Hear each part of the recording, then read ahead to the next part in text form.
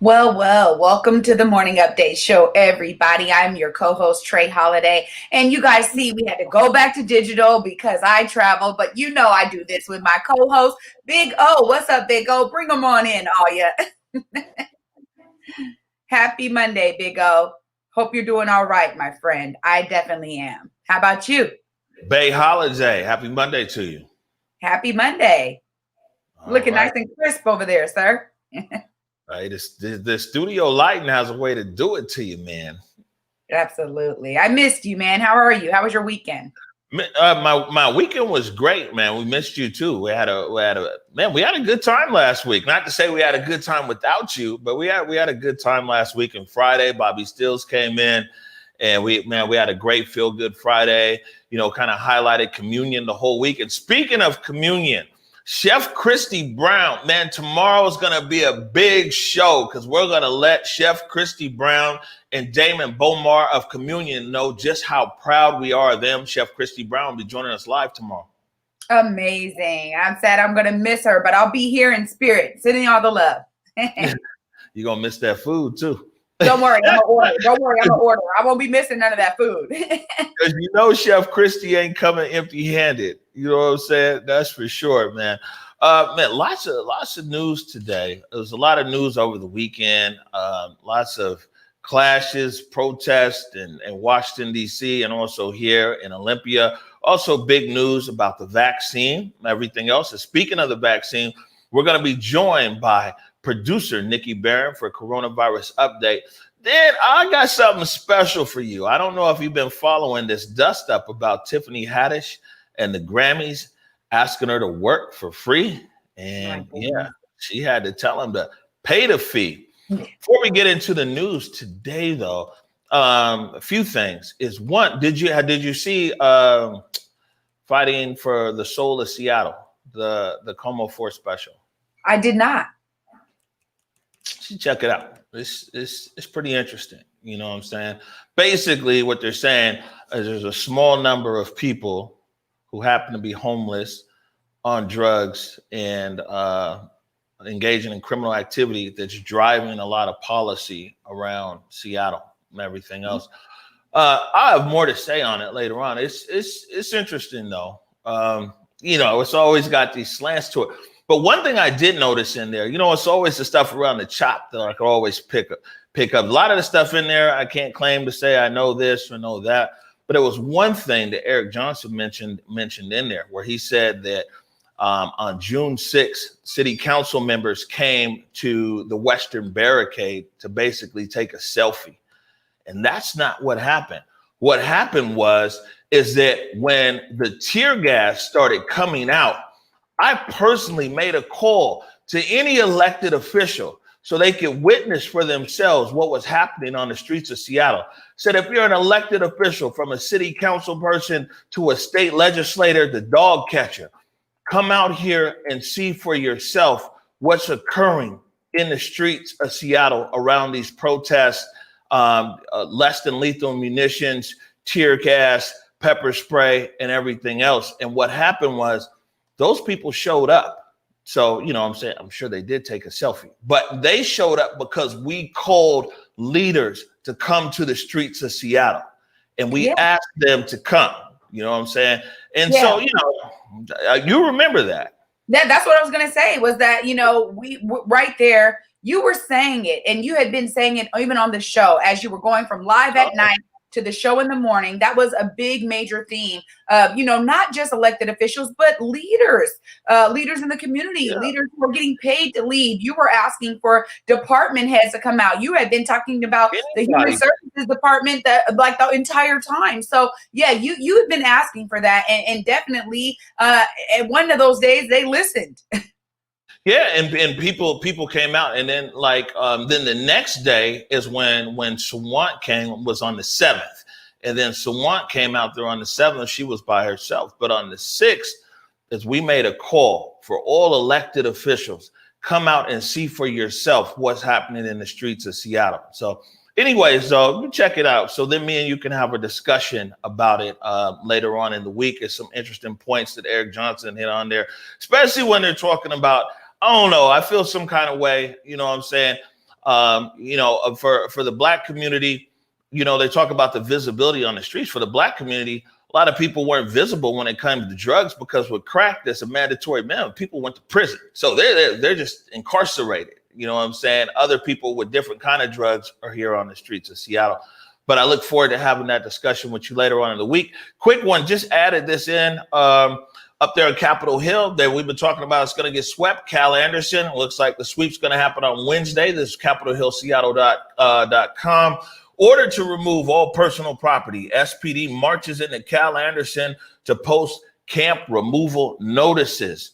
So, this is something we've been discussing. They're getting ready to, the mayor said, well, the city has been saying that they wanted to clear Cal Anderson Park for a while, clean the park and activate it. And it looks like Wednesday is when they're coming into the park. We'll see what happens. Yeah, I mean, every time they do these sweeps, it's unfortunate because it really does look like real destruction of folks that's like, look, these are their personal belongings. Again, and I think without enough solutions from the city right now, I know there's a lot of things being worked on in the background, but the actual solutions for these people to go there, to have shelter, to be warm at night, those are the things that, make it unfortunate that they even have to do these sweeps. We knew it was going to come. Oh, we knew it was happening. Yeah, and like I said, we'll see what happens. They're giving some advance notice, 2-day notice. We'll follow it up. Big story, of course, all across America. The vaccine is on the way. Washington and other Western states approved first COVID-19 vaccine. Say process was rigorous, equitable. First doses are to arrive today. That's there in the South Seattle Emerald.com. Vaccine is headed out. I was watching the news, a big deal up there in Michigan. FedEx is delivering to the West Coast or the Western United States. UPS is delivering to the Eastern United States. By ground, by plane. It's crazy. It's one of the biggest mobilizations, logistics mobilizations that the country has seen in years. And it looks like here in the state of Washington, they're going to start giving this vaccine tomorrow. Wow. I mean, it seems like very, very quick that happened almost, right? I remember when Dr. Mook was on and Dr. Mook was talking about how, the gestation period of a vaccination really does take a lot of time. So I know that they probably have been exponentially working on this around the clock in order to make sure that it's going to be safe for the public. When you look at social media accounts right now, talking about the vaccine, you see such a wide variety of people with their comedy acts and people with their memes and their zombie looks and all of this crazy stuff that's going to happen to people after the vaccination. I know a lot of people are talking about, hey, I'll go after I see the first round. So this is very interesting to the public because COVID is something that came in such a storm. And now I think some folks are really relieved that there's a vaccine and some are a little bit questioning the time frame. So again, we'll see how this all plays out. Yeah, I mean, well, definitely, most people don't realize the majority of Americans have hella vaccinations. Yeah. You've been vaccinated, you know what I'm saying? MMR, you might have a tetanus shot, you might have this, that, everything. So we've had a lot of vaccinations, but the speed of this, I definitely think has people kind of caught up. But the technology has changed. This is what we talked to quite a few people about. I won't get into it right now, but the technology around creating a vaccine these days is a bit different. But speaking of that, this is here in the Seattle Times. Naomi Ishisaka, a Garfield bulldog, by the way, wrote this here. Black volunteers give COVID-19 vaccine trials a shot in the arm, literally. We had Crystal Fincher, a political strategist. She was on Nikki Barron's show, the coronavirus update show. And she talked about how she felt that it was important being an African-American woman that she signs up for a trial. So she's actually taken one of these COVID vaccine trials as well. And it turns out that there's more and more Black people that are coming out and kind of signing up for the trials. And the main point being is that they don't want Black people to be underrepresented when this vaccine rolls out and some everything else. And they're also trying to break some of, the historical bonds that keep people, especially Black people, away from say, a vaccine or some of these new things that come out on the market. Well, that's part of it. I mean, clearly, going into the communities that have been experiencing COVID cases in increasing rates and really disproportionate rates, is a way to go with this vaccine. The fact that there are Black folks that are willing to be volunteers for this first round, that's, I think, what is really needed to ensure that, again, communities are represented. So, I mean, I think that's the right way to go. Me personally, I won't be volunteering, but I'm glad that people are doing that, and I'm glad that it's going to be getting out. Oh, again, this is something that I think we'll see play out definitely over time. There's 100 million doses basically, in the system. Basically, hit 100 million people. That said, the average person like me, you, of course, you're above average, but average person like me, they're saying it'd be like, March of next year. By March of next year, would somebody like Trey Holiday say that, like, okay, I'm gonna take this vaccine? No. Okay. And now, and we won't go too far on this. We're gonna have to jump on Nikki Barron on the Coronavirus Update show tonight at 6:15. A good question is that come next year, like say next fall, what if the government is saying that, okay, if you go to public school, I know your kids don't, but if you go to public schools, you have to be vaccinated you have to be vaccinated. Or what if employers start saying like, oh, okay, in order to work here, you have to be vaccinated? What's that going to look like?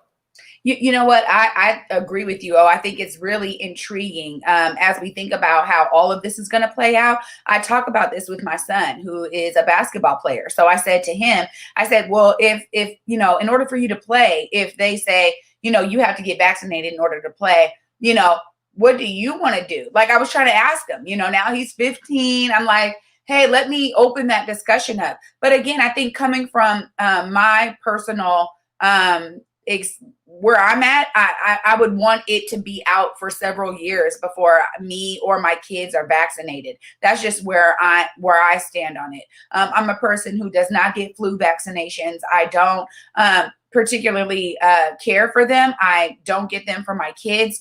So I'm one of those kinds of moms, right, where I'm reading up on the practices. I'm reading up on how it affects people. And so I'll be digging deep into this research before me or my family is a part of the vaccinated group. All right, and real quick, and we're going to talk to her in a later segment. Is Nikki back there? Let me bring in Nikki real quick. Nikki, just on this question, and we'll let you go. We're going to see you later on in the show. Now, we talk about, I just asked Trey Holiday, when March rolls around, and of course, you're above average, just like Bay Holiday. I'm just down here with the average people. But when March comes around, the vaccine's available for you. Are you going to take the vaccine? I definitely am. Yeah. But I come from a military family where you definitely don't get a choice about the vaccines that you're going to get. So, growing up living on base, I had every vaccine that you could get. And my dad, got all the weird ones that, the average Joe doesn't get. So I've seen the spectrum as far as what vaccines can do to the body. So, I feel very confident in it. My big thing about the vaccine is that it doesn't prove that you can't still have it and pass it. It's just like the flu, where even if you have a flu vaccine, you can get the flu and still pass the flu, but your symptoms are going to be a lot less. But that doesn't mean you're not still a carrier. So getting the vaccine is definitely helpful. And if we get a lot of people who get it, it's going to lower the death rate, but it's not really going to stop the spread, is kind of where the science is on that right now. All right. Thank you, Nikki. We'll catch you here in a bit. All right, Trey Holiday. So, man, and also need to warn our viewers. So before we get through here, man, we're going to warn our viewers. We got some footage out of Washington, D.C., and that one has a lot of profanity in it, and also the burning of a Black Lives Matter banner that some Proud Boys, they went to a old historic Black church there. Asbury Methodist Church, and they took a Black Lives Matter sign from the church property, marched down the street, put lighter fluid on it, and burned it. Then also we have a clip out of Olympia from Chris Rojas, and you'll hear flashbangs in there and some other things. So we always want to be able to let our audience know that you're going to hear some profanity in some of these upcoming clips, and then you're also going to you're also going to hear some flashbangs and things like that. So here we go. Historic DC black churches attacked by white nationalist groups during pro-Trump rallies on Saturday. Trey Holiday, did you hear about this? I did. This is unfortunate. Again, I mean, when we are seeing the factions of our kind of ideals come up to play and bubble up to the surface, that for me is where I see a lot of this activity. And it's, to be honest, I had a feeling, with Trump out and things like that, that there's maybe an uptick in this kind of activity. And so it's unfortunate, but I'm also not surprised by it. You know what's interesting, and we'll talk about this a bit. It's interesting is like you see for the right cause, different people get in the streets. And now this summer we saw people get in the streets, the issue of George Floyd and everything else. Now you got people in the streets because they feel that the election was rigged. And so whatever it is, people are getting in the street. In Washington, D.C., 4 people stabbed and 4 officers injured. It's becoming like a weekly thing there in D.C. and also here in Olympia. I'm going to play this clip right here. This is, it's 2 clips put together from the Daily Caller. And the first clip is you see the Proud Boys. They've now taken the sign from Asbury Methodist Church, and they're walking through the streets, this Black Lives Matter sign. And then you'll see that they set it on fire.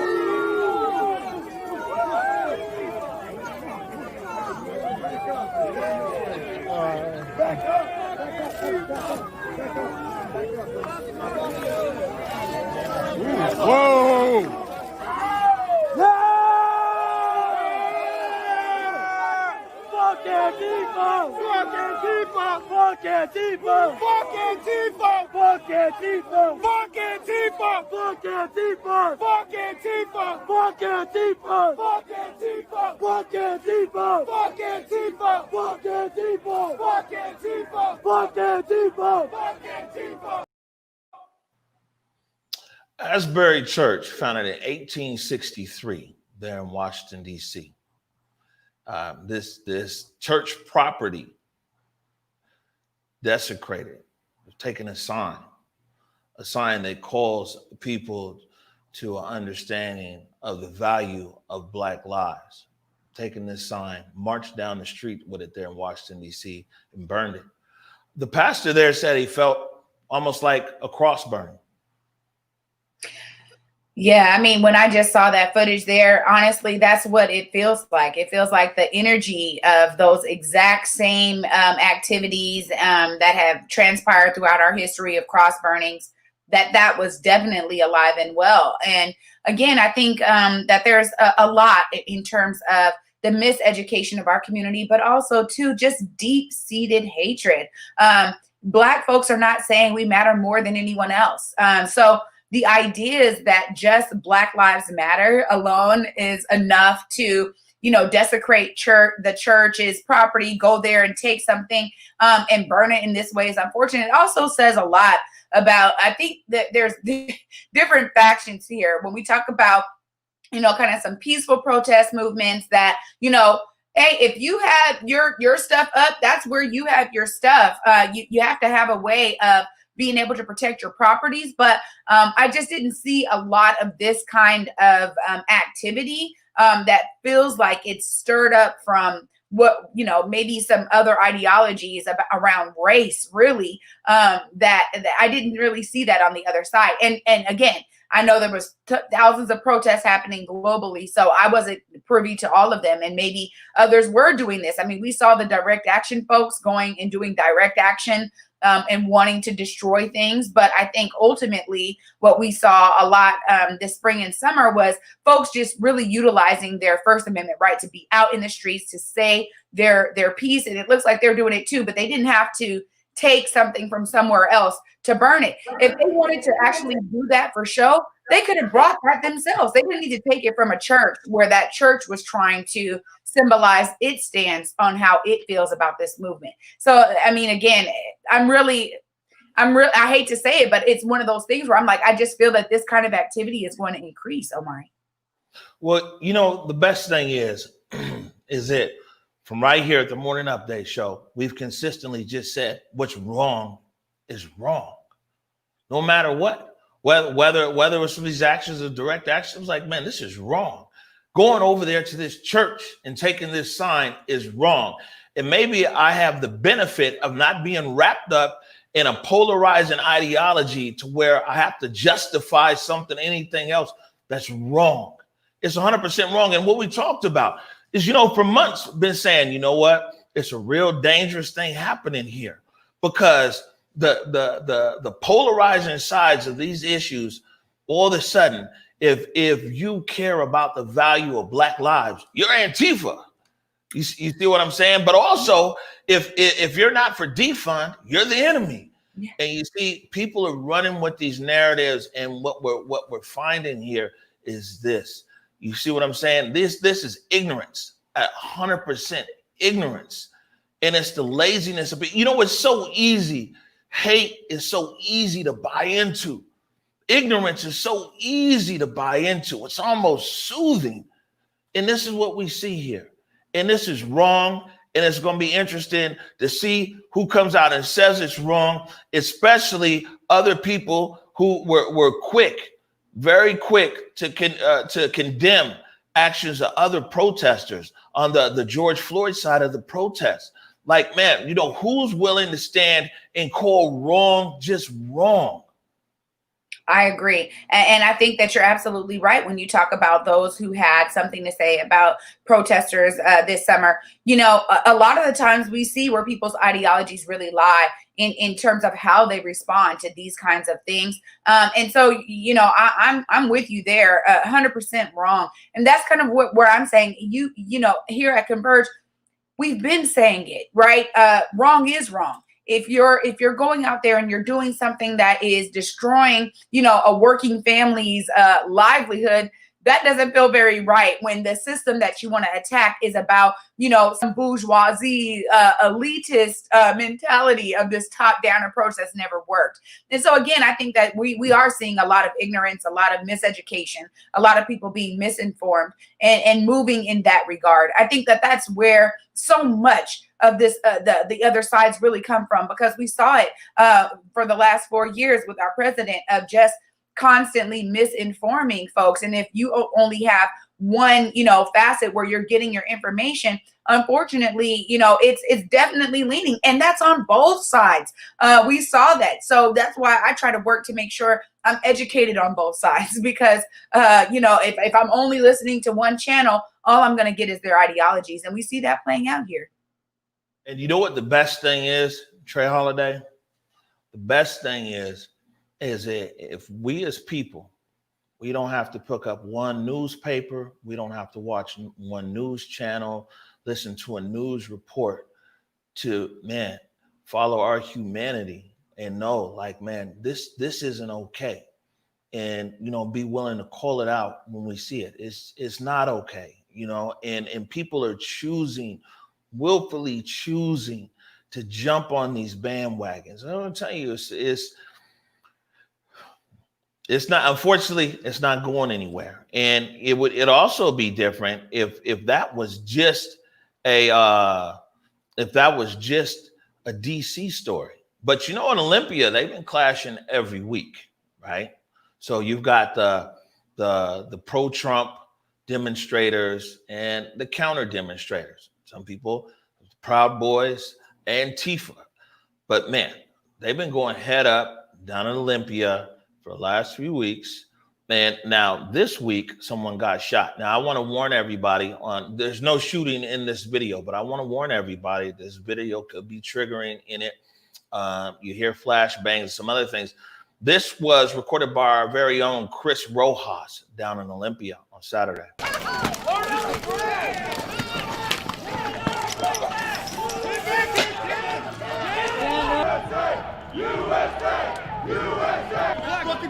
nigga, let's go. I'm grip, girl. You ain't gonna do shit, nigga. You want grip, bitch. What you gonna do, man? Fuck a crowd. Fuck a crowd. Fuck you.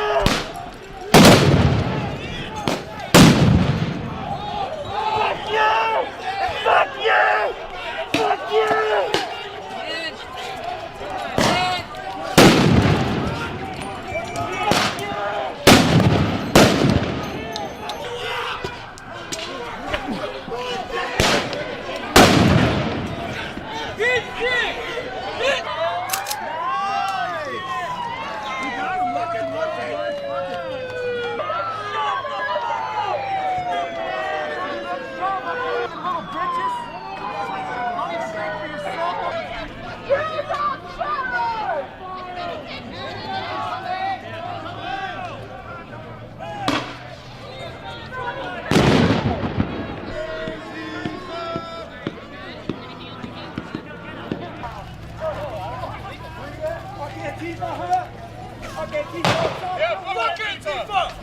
Lucky you won.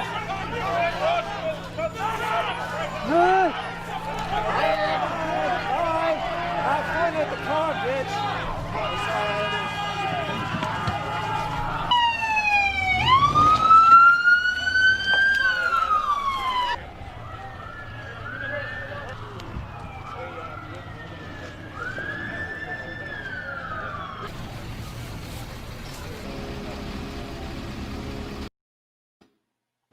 That's the state's capital right there, Olympia, Washington, on Saturday. Now, I wasn't there. Chris Rojas was there. I haven't had a chance to talk to him yet. So I won't go too deep into the details, but I do know that one person was actually shot there this weekend. Yo, this is war zone down there in Olympia. I know people in Capitol Hill are like, man, I'm glad it's not here on the Hill. I mean, that is really, to be honest, this is why, I just came from Atlanta, and honestly, listening and talking and connecting with folks down there, to be, we're radicals here in the Pacific Northwest, and it is alive and well. The spirit of people getting out in the streets has not died down. We see that the chop is no longer there, but it does not mean that these attitudes and this energy has been subsuaded. I mean, clearly, folks out there are still getting out on both sides to fight for what they believe is right. It's interesting. I got a tweet here. Andy Stevens says, can someone please let the Proud Boys and Antifa know that their moms called and demand they come home for dinner at once? Man, I don't know. It's for one, I'll be honest with you. And, I talk to everybody. So it's these people over there, the pro-Trumpers, I talk to the people who went down there. It's a good number of people. I mean, they're ready. They're ready for next week too. It's like, what I'm saying? Washington's a mutual combat state and some everything else. I mean, it's so many vibes that are down there. There's people who come there to peacefully protest, and clearly there's people who come there not peacefully to protest. But this is the state's capital. And, we do the show, Clapback Culture. It's called now, with Julia, Jesse, and Mike Davis of the South Seattle Emerald. And I'm always telling them, it's like, man, I'm always trying to talk to people, especially on the right or the far right, to get an understanding of where they're coming from. And at first people want to dismiss that, like, oh, whatever. People don't understand. Tens of millions of people feel this way. These are our neighbors. Very well could be the doctor in your hospital working on you. Could be the barista, could be whatever. It's important to understand people's motivations and why they feel and think the way they feel. But at the end of the day, the governor was like, this is madness. There's a pandemic going on. This is crazy. The state troopers were like, yeah, well, this was kind of all bad. We wish people wouldn't do this. They'll be back next Saturday. Yeah, that's what I mean. The energy is there. And I think that, again, and we've seen it in other states where it died out very quickly. They got out for a couple of weekends during George Floyd, and then they were like, okay, let me get back to work. But up here, there's a real strong energy, I think, on both sides. And we're seeing that play out in Olympia. And I agree with you wholeheartedly, that this won't be the last one for sure.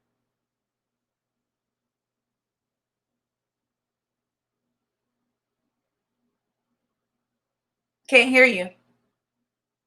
This is a sentiment. Thank you. There's a sentiment in our state, in our country that's growing. It's not going anywhere, and it's going to have to get dealt with one way or another. We'll see how it plays out. Back to national news here real quick. Atlanta Mayor Bottoms, advisor confirmed she declined offer to join Biden's cabinet. So have you heard about this one, Trey? I did not. That's funny. I just came from Atlanta and learned a lot about the politics over there. So this is interesting that she declined it. Clearly, there's probably something else that she's gunning for in her future. I think when we think about politicians, a lot of the time, we know that they know and have an idea of where they want to go next. And so this is an interesting one. Well, let me tell you. So Atlanta, one of America's biggest cities, home to the world's busiest airport, industrious, big economy and everything else. And Mayor Bottoms runs Atlanta. Apparently, the Biden administration offered her the ambassadorship of the Bahamas. And so coming from running Atlanta to being the ambassador of the Bahamas, I don't know, a lot of people, the mayor didn't make a statement on it, but a lot of people's like, yo, that's maybe a step down. Well, there you have it. Oh, again, I mean, eyes on higher sights, I'm sure. And anything that feels like a demotion, I'm not surprised that Keisha Lance Bottom said, I'm okay with that, but thank you anyway. Again, I'm sure that, her aspirations are set at a high level. Atlanta is very busy. A lot of underground politics happening there that has to happen between the factions that are there of power. So I learned a lot. So this is really interesting for me to hear it. But again, if it was a demotion, then I'm not surprised at all. All right, moving along, taking it back here locally, Starbucks. Who is Melody Hobson? The next board chair of Starbucks has a deep connections to high finance, philanthropy, and Star Wars. Some black girl magic here. So this is an interesting fact here. So Melody, she's it says that she is going to be the chair of the board of the Starbucks board, which is great. In March, business person, career at Ariel Investments, the Chicago Ariels, man, they've done a lot as far as investment with black people, black businesses. Interesting, though, she's married to George Lucas, the director and producer who created Star Wars. So, I always heard that George Lucas' wife was black, but here she is. Let's see. They said there's a dorm in Princeton named after her, and she's been on lots of other boards. Wow. She was a director of the J.P. Morgan Chase and director of the Estee Lauder Cosmetics. She chaired the DreamWorks animation board until the company's sale.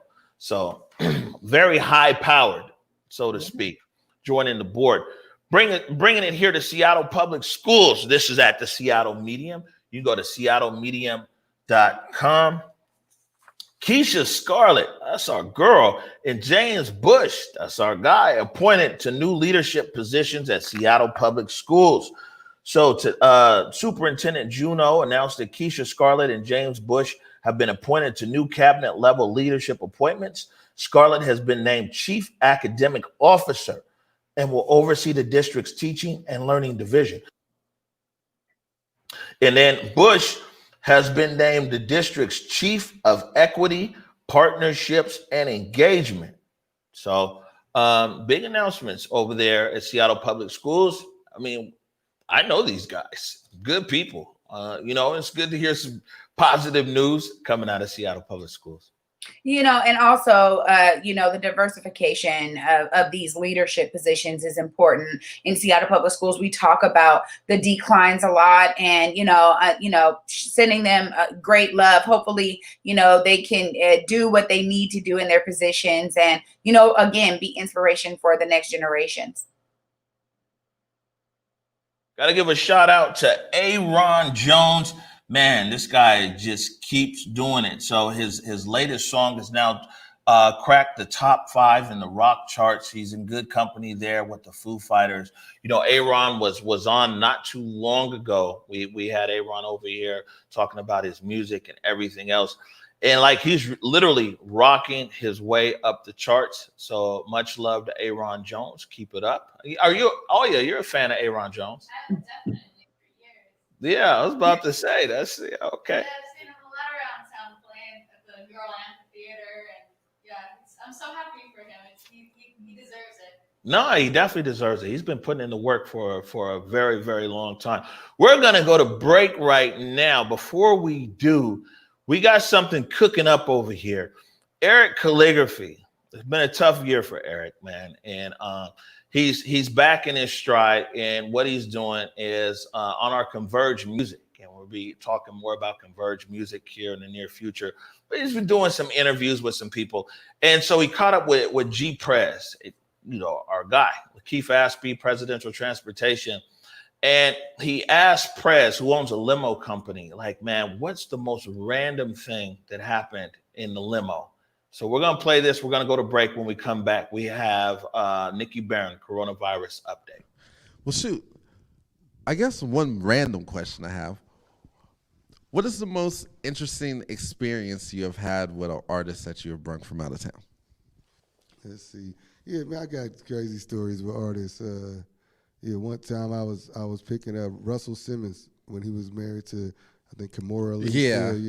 We pull over at the gas station, and they found like a random stray cat. What? Yeah. And like wherever was popping was something that was popping that night. Like I was trying to get to it. Like I was just gonna drop them off at the hotel when I was done with them for the night until the next day, right? Yeah. And so I'm trying to hurry, get them dropped off so I can get to wherever I'm trying to get to. Yeah. And man, she done took the cat. We're at a 24-hour veterinarian in Lake City for hours. I still made it to where I was going to, but super late. But yeah, like she found a stray cat. Had us at the veterinarian in the North End. But she didn't even keep the cat? No, she kept it. She brought it and got it all checked out and got it rush emergency service right now, shots and everything. And then we took that joint back to the hotel. And when they went back to the hotel to go back to wherever, New York, yeah, they had that cat with him. Yeah. It made it up on her TV show. She had like the reality TV show. Oh my God, on VH1. Like there's an episode where they talk about the cats in the shot. She got the cat from Seattle. Oh, man.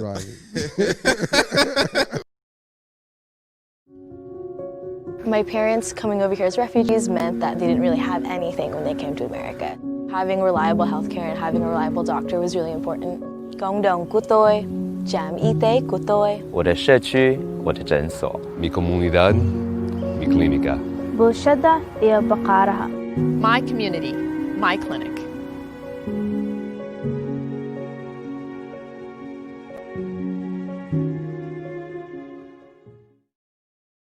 Hey, what's up, everybody? It's your man, the Big O. Want to take a moment here, first of all, to say thank you for your support of Converge Media. We definitely wouldn't be here without you. Secondly, I want to thank everybody who is a supporter of Converge Media on Patreon. We definitely appreciate your support. And for those of you might not know, I'll let you know, we operate 100% off of donations. Some donations big, most donations small, but we love all donations all the same. If you haven't done so yet, I want to encourage you to go on our website to whereweconverge.com/donate and subscribe. You click on the Patreon link and you can subscribe for as little as $5 a month. There's higher tiers beyond that as well. And just know that your subscription literally keeps us on the air. Once again, I want to thank you for all your support.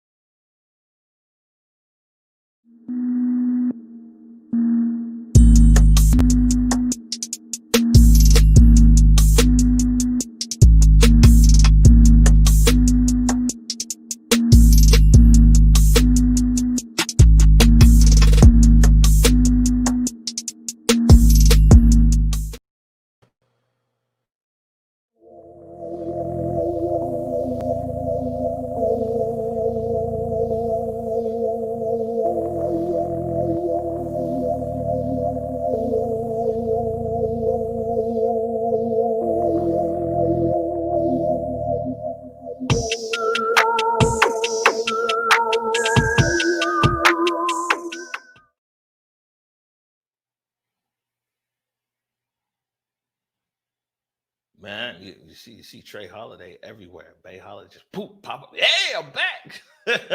All right. There you are again. I'm like, man, Treyana's everywhere. It's great to be back. It's great to have you back.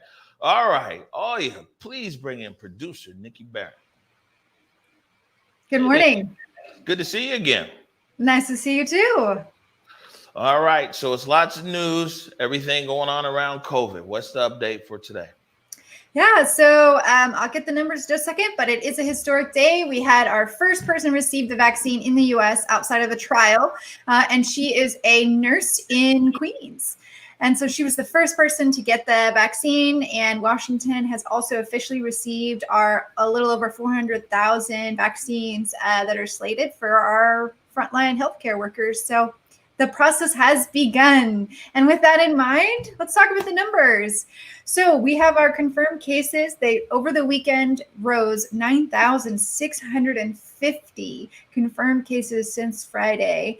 We had an increase of 441 hospitalizations. We also had 29 Washingtonians die from the coronavirus since Friday. And when we talk about this, like I say, it's always important to look at our hospital readiness. And so for Washington, our goal is to have a hospital readiness under 80%, meaning less than 80% of our intensive care unit beds are filled. We are currently at 81.5, which we have been hovering at since about Thursday. And we have not met any of our Washington state key metrics here. So you can see here on the coronavirus.wa.gov risk assessment platform, we're definitely not COVID ready. Yeah, that's all bad. It's like we're not meeting any goals right now. Yeah, we're not. Yeah. And I think that too, Nikki, isn't this kind of indicative of what's kind of happening across the nation? I know we talk a lot about Washington, but I feel that there's a lot of other states that are kind of in similar positions as us, right? Much, much worse. Yeah. So we, out of the 10 largest cities in the country, we are the 10th as far as cases and hospital readiness. So we're not the worst in the country by far. If you look at places like Iowa, they're having, 150, 200 people a day die because their state government has still not done a mask mandate. And they also have put really odd social distancing rules in place that are really hard to enforce, very specific. The people in Iowa are really struggling because there's pockets that are really liberal where the cities tried to do mask mandates and they tried to impose social distancing. But the state actually sued the city and county government, saying that it was not their right to put those rules in place and that it was the state government who got to do that. So we're actually not the worst in the country by far. There's a lot of places where this is a lot worse for sure. Yeah, I'm sorry. Oh, just coming from Atlanta, I'll tell you, I mean, all of your updates, all of the precautions that you gave me, thank you for them.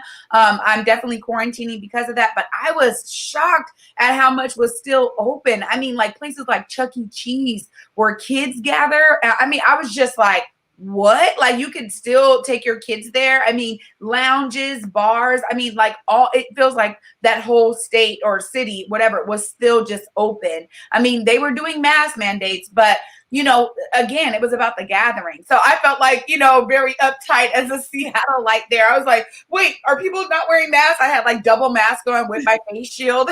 It's just super trying to be protected because it was so open. Shocked me.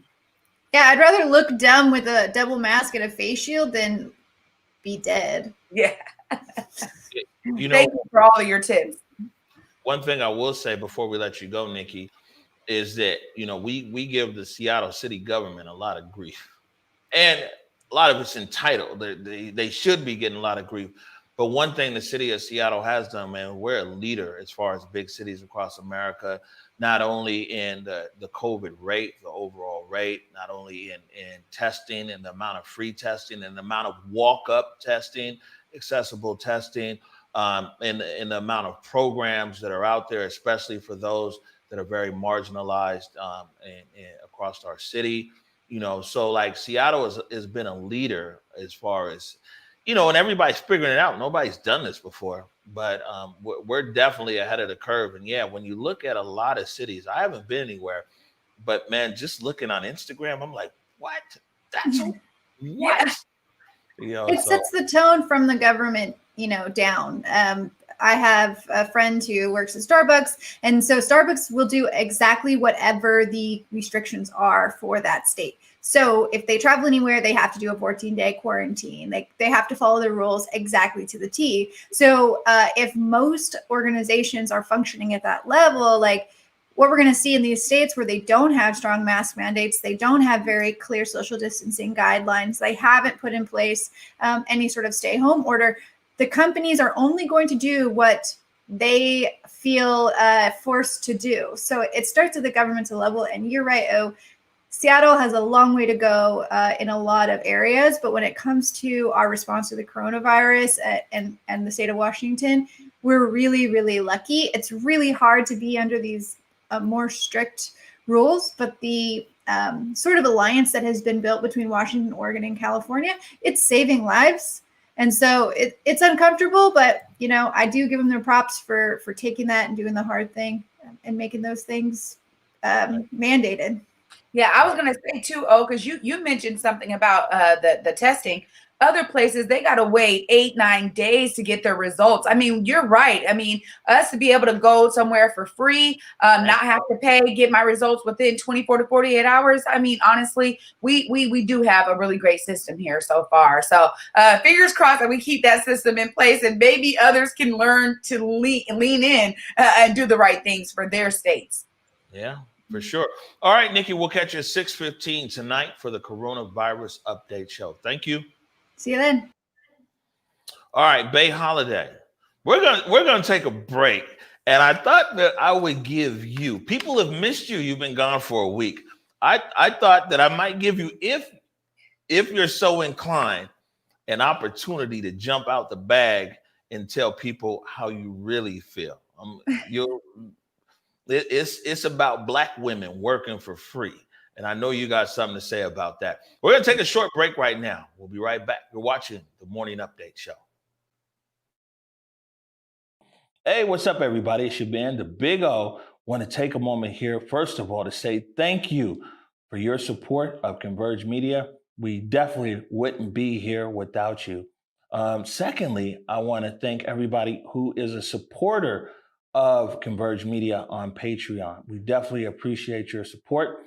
And for those of you might not know, I'll let you know, we operate 100% off of donations. Some donations big, most donations small, but we love all donations all the same. If you haven't done so yet, I want to encourage you to go on our website to whereweconverge.com/donate and subscribe. You click on the Patreon link and you can subscribe for as little as $5 a month. There's higher tiers beyond that as well. And just know that your subscription literally keeps us on the air. Once again, want to thank you for all your support.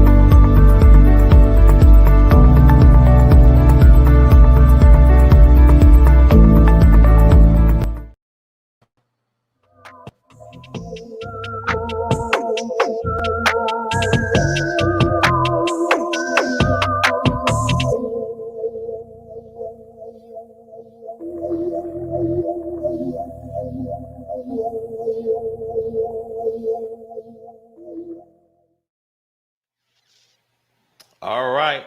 Welcome back to the Morning Update Show. My name is Omari Salisbury, as usual, joined by the very talented, capable, and don't be asking her or any black woman to work for free, Trey Holiday.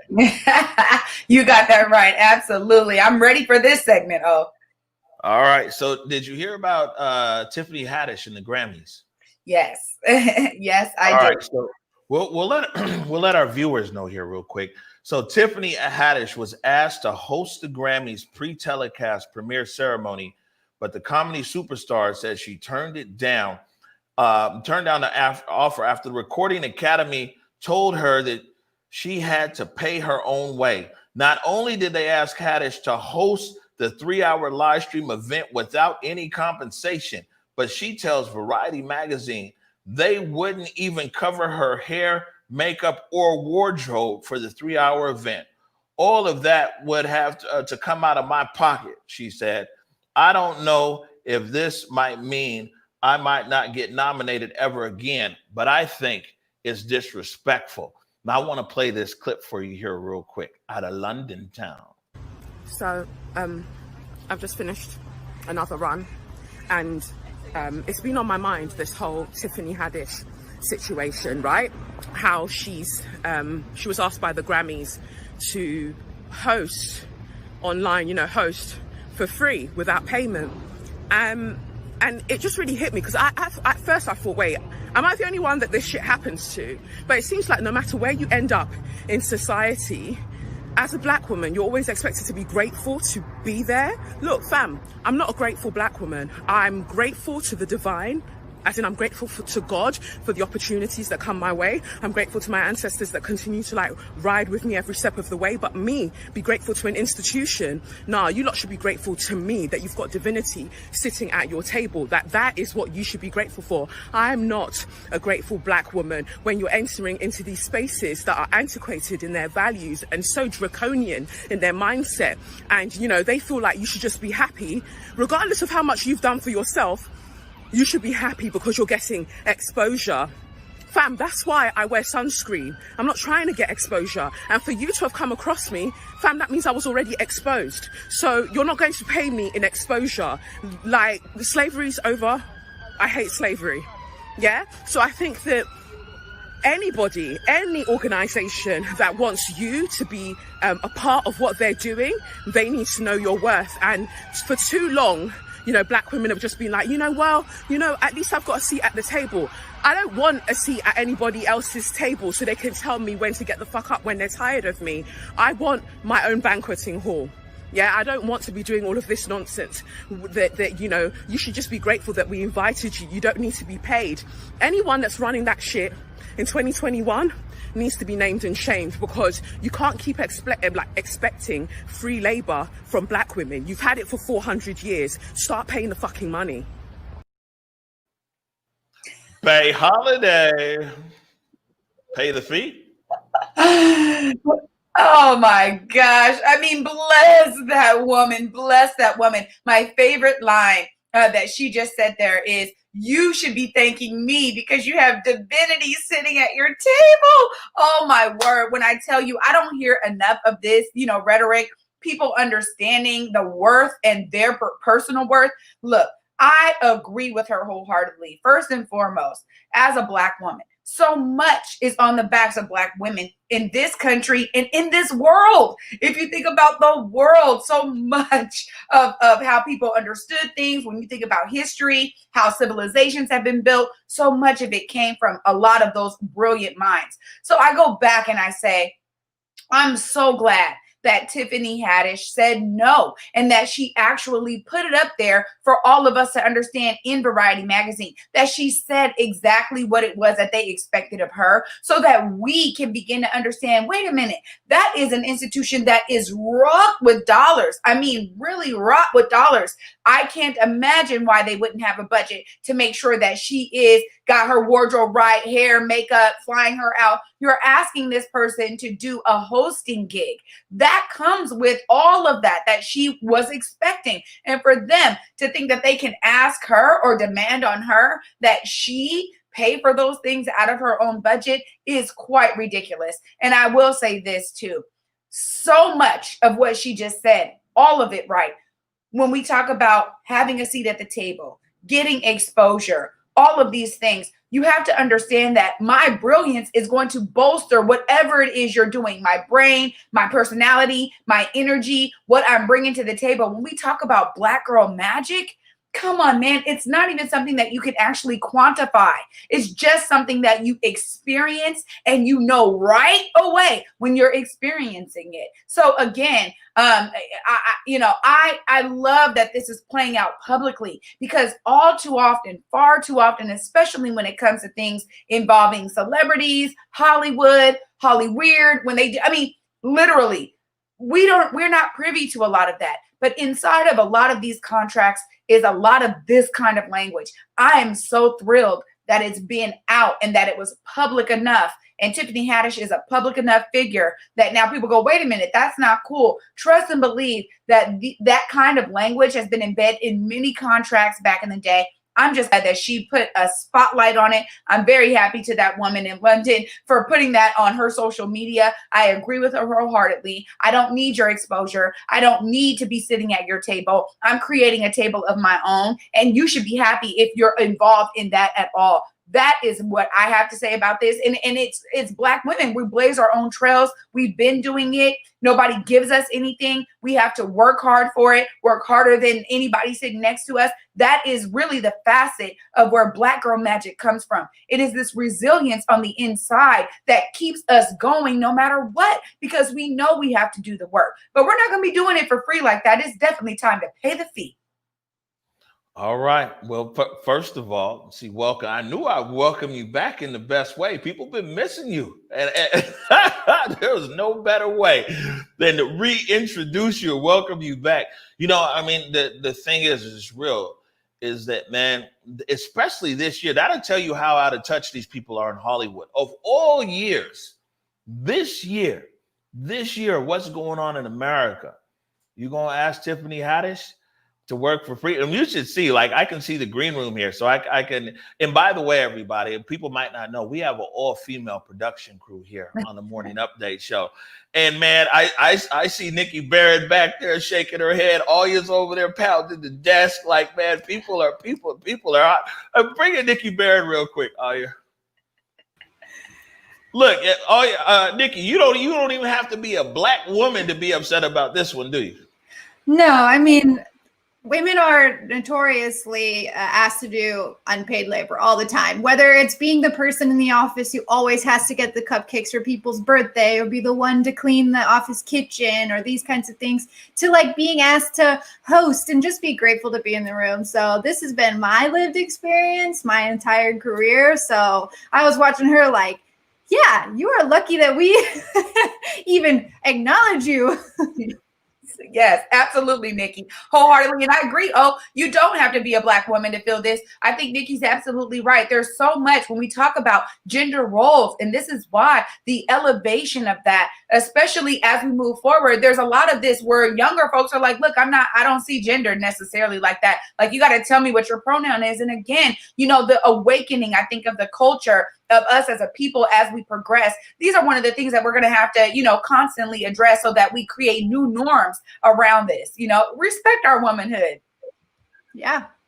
I think, Nikki, I think we're going to have to slide Trey in on this week's edition of Clapback Culture, because I'm pretty sure that Julia Jesse and Mike Davis will be talking about this. Thank you, Nikki. Before we get out of here, I want to remind everybody, now you done brought a whole lot of just, you know what I'm saying? You go, listen, I'm going to talk to Julia today, Julia and Mike. You need to be on that episode on Thursday, because I know they're going to be talking about this. You got a lot to say about it. Clapback Culture, Thursday at 7 o'clock. Tomorrow, super excited. Matter of fact, we got to work on the graphics right now. So, because we have Chef Christy Brown in the building, one way or another. She'll be right here on the show. Communion Restaurant. Man, make sure, I know a lot of people, they can't catch the show, or they might not catch it live or replay tomorrow. Man, we want to show our love for Chef Christy Brown. Make sure that you tune in, a friend tunes in. We're gonna post everything on across our pages tonight so you can share and everything. We want the chef to know how proud we are of her and Damon Bomar and Communion Restaurant. Absolutely. I love that they're going to be on tomorrow. And, I'm sorry, but I may have to do the 3-4 mass something because I might need a little couple of morsels. Oh, I mean, you got to look out for your girl, man. You can meet me on the corner, bro. Give me the handoff, man. Because honestly, the food is so amazing. I love that we are uplifting that. I love last week, uplifting it throughout the week again. This is a community staple, another cultural hub. So I love that Chrissy will be on tomorrow. All right. And before we get out of here, just a reminder, guys, you know what I'm saying? We are on air because of you. We need your support. You can go to Where We Converge /donate. And you know what I'm saying? Starting off with $5 a month. It's also $500 out there too. If you're bowling, we'll take that as well. But anything you could do, or if you're already a donation, why don't you challenge a friend? Maybe you can challenge a friend, $5. You know what I'm saying? Man, help keep this independent media that we're pushing right here on air. Anything before we get out of here, Trey Holiday? Just happy to be back with my Converge family. Thank y'all for holding it down. Omar, you did a great job last week. So thank you all. Thanks to the team. All right. Well, thank you. And it's good to have you back. And of course, thank you to our staff today. Olia D. Alessandro and producer Nikki Barron. Hey, everybody. Catch me and Nikki tonight at 6:15 for the Coronavirus Update Show. And then we're back here again with Bay Holiday tomorrow at 11 a.m. on the Morning Update Show. Until then, peace. Peace. Lift every voice and sing till earth in heaven ring with the harmonies of liberty. Let our rejoicing rise as the listening skies. Let it resound loud as the rolling sea.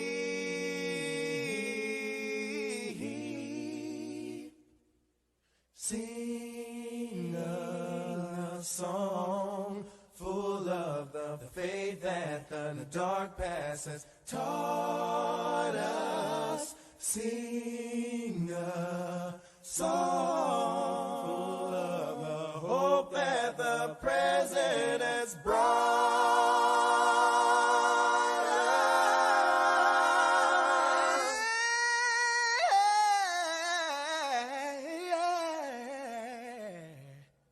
Facing the rising sun of a new day.